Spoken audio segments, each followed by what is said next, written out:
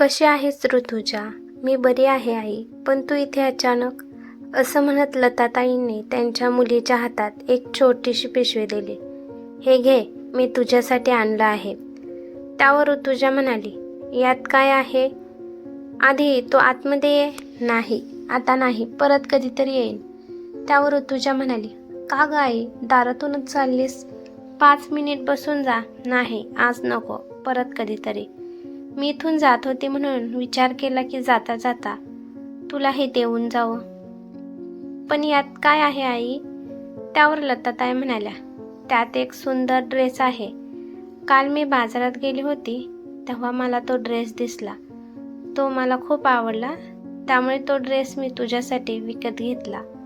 हा ड्रेस वाढदिवसादिवशी घाल, तुला खूप छान दिसेल.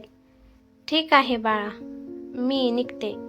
घरातून थोड्याशा अंतरावर ऋतुजाच्या सासूने ऋतुजा आणि तिच्या आईला बोलत असताना पाहिलं. इतक्यात ऋतुजाच्या सासूबाई त्यांच्याजवळ आल्या आणि म्हणाल्या की, ताई, मुलीशी गप्पा मारत आहात, मग आत या, आरामात बसा, आम्ही तुम्हाला कोणीही त्रास देणार नाही. त्यावर लताताई ऋतुजाच्या सासूला म्हणाली, असू दे ताई, मी काही कामासाठी इथून जात होते तेव्हा विचार केला की जाताना मुलीला भेटून जावं. त्यावर ऋतुजाची सासू म्हणाली, अहो, स्पष्टीकरण देण्याची गरज नाही. हे तुमच्या मुलीचं घर आहे. कसलाही विचार न करता आणि न डगमगता येत जावा. तुम्हाला कोणीही अडवणार नाही. तुम्ही आतमध्ये या. त्यावर लताताई नकार देत म्हणाल्या, नाही, खूप उशीर झाला आहे. जेवणाची वेळ झाली आहे. सर्वजण घरी वाट पाहत असतील. त्यावर तिची सासू म्हणाली, अहो ताई, जाण्याची इतकी घाई का करत आहात? थोडा वेळ गप्पा मारा आणि आज संध्याकाळचा चहा आमच्यासोबतच घ्या आणि घरी फोन करून कळवा. तुम्ही असंच घराबाहेरून गेलात तर मला राग येईल. मी मुलीची सासू आहे. विचार करा. मुलीच्या सासूला नाराज करणे ही चांगली गोष्ट नाही. मी तुमची तक्रार तुमच्या जावयाकडे करेन, असं ऋतुजाची सासू मस्करी करत म्हणाली. हे ऐकून ऋतुजाची आई, लताताई, तिच्या सासूबाई आणि ऋतुजा हसू लागल्या आणि हसत हसत तिघी आतमध्ये येऊन बसल्या. जर मुलीचं माहेर आणि सासर एका शहरात असेल तर वेगळीच मज्जा असते आणि सासरचे घर 15 मिनिटाच्या अंतरावर असेल तर वेगळीच बाब. मनाला वाटेल तेव्हा आपल्या मुलीला भेटा आणि मुलगीसुद्धा मनात येईल तेव्हा आईला भेटायला जाऊ शकते. लताताईंची सुद्धा हीच परिस्थिती होती. त्या कोणत्या ना कोणत्या बहाण्याने आपल्या मुलीला भेटायला येत. ऋतुजा म्हणाली, आई, तू इथपर्यंत आली आहेस तर काही वेळ थांब. तसंही माझ्या नंदेच्या लग्नाची तयारी सुरू आहे. चल, मी तुला खरेदीचे सामान दाखवते. ऋतुजा आणि ऋतुजाच्या सासूच्या सांगण्यावरून लताताई आत गेल्या आणि खोलीत जाऊन बसल्या. आई आणि मुलीमध्ये इकडल्या तिकडल्या गप्पा सुरू झाल्या. ऋतुजाची सासू चहा बनवण्यासाठी स्वयंपाकघरात निघून गेली. ऋतुजाच्या नंदेच्या लग्नासाठी केलेली खरेदी ऋतुजा तिच्या आईला दाखवू लागली. त्यावर ऋतुजाची आई म्हणाली, बाळा, ही पैठणी साडी किती छान आहे. तू ही साडी लग्ना दिवशी घालू शकतेस. त्यावर ऋतुजा म्हणाली, नाही आई. का बाळा, तुला आवडली नाही? किती सुंदर आहे ही साडी. त्यावर ऋतुजा म्हणाली, नाही नाही, असे नाही, मला पण ही साडी खूप आवडली. तसं तर पहिल्या नजरेतच मला ही साडी खूप आवडली होती, पण आता ही साडी मी घेऊ शकत नाही. ही साडी आईंनी माझ्या नंदेसाठी घेतली आहे. आम्ही बाजारातून आल्यावर त्यांनी दोन्ही नंदांना बोलावून त्यांच्या आवडीच्या साड्या बाजूला काढून ठेवल्या. आपल्या मुलीचं असं म्हणणं ऐकून लताताईंचा चेहरा उतरला आणि त्या म्हणाल्या, अगं ऋतुजा, जर तुला ही साडी आवडली असेल तर तू तुझ्याकडे ठेवून घे आणि तुझ्या नंदेंना दुसरी साडी घेऊन ये. अजून त्यांच्या गप्पा गोष्टी पूर्ण झाल्या नव्हत्या तितक्यातच ऋतुजाच्या सासू चहाचा ट्रे घेऊन आतमध्ये येताना दिसल्या. शब्दांची टाळाटाळ करून शब्द दाबून त्या साडीचं कौतुक करू लागल्या. खरंच खूप सुंदर साडी आहे. रंग खूप छान आहे. एकदम बरोबर बोललात ताई तुम्ही. जेव्हा आम्ही दुकानात ही साडी पाहिली तेव्हा मी ही साडी लगेचच ऋतुजासाठी बाजूला काढून ठेवली, कारण ही साडी खूपच सुंदर आहे आणि वरून तो ऋतुजाचा आवडता रंगही आहे. आणि त्या पुढे म्हणाल्या, ही साडी नेसल्यावर ऋतुजा अगदी राणीसारखी दिसेल. हे ऐकून लताताई आश्चर्यचकित झाल्या. त्या एकदा ऋतुजाच्या सासूकडे तर एकदा ऋतुजाच्या चेहऱ्याकडे पाहू लागल्या. त्यानंतर तिच्या सासूकडे पाहून स्वतःच्या चेहऱ्यावर खोटं हसू दाखवू लागल्या. यावर ऋतुजा काहीच बोलली नाही. हे घ्या चहा, असं म्हणत तिच्या सासूने तिच्या आईसमोर चहाचा ट्रे सरकवला. जसं लताताई चहाचा कप घेऊ लागल्या तितक्यात ऋतुजाच्या सासू म्हणाल्या, नाही नाही, मधला कप उचलू नका, कारण तो कप ऋतुजाचा आहे. कारण मी तिच्यासाठी वेगळा चहा बनवला आहे. तिला इलायचीचा चहा आवडत नाही. आता हे ऐकून लताताईंना अजून एक झटका लागला. त्यांच्या मनात परत गोंधळ उडाला होता. त्यानंतर त्यांनी तो कप खाली ठेवून बाजूचा कप उचलला आणि मनातल्या मनात विचार करू लागल्या. त्यांनी संकोचपणे चहाचा एक घोट घेतला आणि मोजक्या शब्दात म्हणाल्या, ताई तुम्हाला कसे कळले की ऋतुजा इलायचीचा चहा पीत नाही? अहो लताताई, जेव्हा आमच्या ऋतुजाने घरातील प्रत्येक सदस्य त्यांच्या आवडीनिवडी एका वर्षात समजून घेतल्या, मग आपल्या सुनेला काय आवडतं आणि काय नाही हे आम्हाला का कळणार नाही? सगळ्यांची काळजी घेणाऱ्याची आपण काळजी घेणं हे आपलं कर्तव्य आहे, हो ना मुली? लताताईंना मुलीच्या डोळ्यात डोळे घालून बरंच काही विचारावेसे वाटत होते. पण त्यावेळेस घर कुटुंबाच्या गोष्टी सोडून लताताईंनी स्वतःच्या गोष्टी मनातल्या मनात दडवून ठेवल्या. कारण मुलीच्या घरात तिच्या नंदेच्या लग्नासाठी काही दिवस उरले होते. त्यामुळे घरातील इतर बायका लग्नाच्या तयारीत व्यस्त होत्या. चहा संपल्यानंतर काही कामासाठी जाण्यासाठी ऋतुजाच्या सासूने लताताईंकडून निरोप घेतला आणि त्या निघून गेल्या.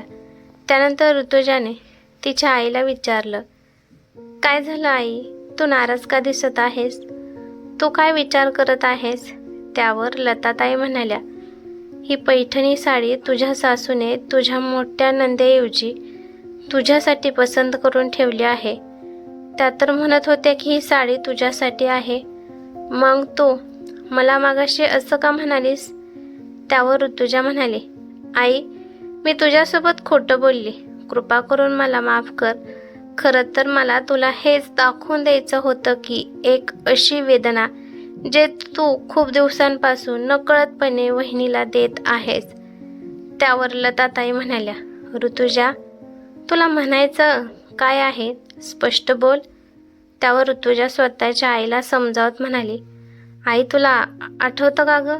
तू सुद्धा तुझ्या घरात स्वतःच्या मुलीला म्हणजेच मला तुझ्या सुनेआधी प्राधान्य देत आली आहेस. ते पण एकदा नाही तर अनेकदा. तू वारंवार बहिणीच्या आधी माझा विचार करतेस. आजपर्यंत मी खूप चुकीच्या गोष्टी केल्या आहेत. जेव्हा मी मागे वळून पाहते तेव्हा माझ्यासोबत घडलेले अनेक किस्से मला आठवतात. जेव्हा तू स्वतःच्या मुलीवर अनेक प्रेम ओतत आलीस आणि प्रत्येक वेळेस सुनेच्या इच्छांना दुर्लक्ष केलंस. आज कदाचित तुला ते कळले असेल.